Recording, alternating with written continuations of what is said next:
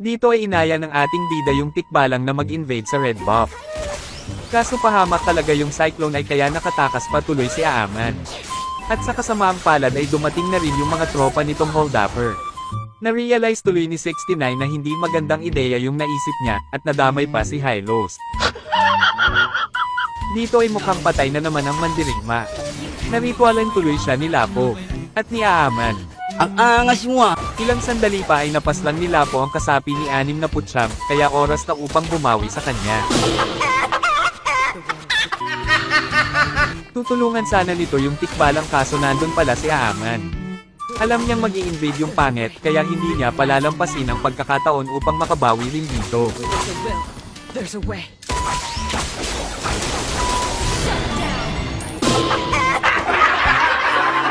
Sa wakas ay 3 na yung score ng ating bida. Kaso yun lang din ang score ng team nila. At sa hindi inaasahang pangyayari ay nanggagalaiti na pala yung Amon sa kanya. Your life away and Ginagawa mo. That's crazy. Pipitasin sana nila yung Lapo. Kaso sobrang sakit pala nito at ang lakas pa ng heal ni Florentina. Kaso masyado yatang nakampante yung pangit. Samantalang mukhang hindi na nakikipagbiruan ang magiting na mandirigma sa mga oras na yaon. Damn! Sinusubukan pa itong pigilan sa pag-push ng Kastila. Sa tuloy ang pinigilan huminga ng ating bida.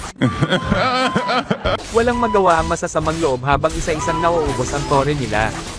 Kaya enjoyin sana nito ang pagpaslang kay Aaman, kaso biglang may nag-chat sa kanya. Dito ay tinitrash talk na sila ni Alucardo, at isa-isa na ring nalulupig ang bawat miyembro ng masasamang loob. Kaya bandang huli ay kabutihan pa rin ang namayani sa bayan ng Land of Dawn. Ano sa inyo? Natamimi kayo ano?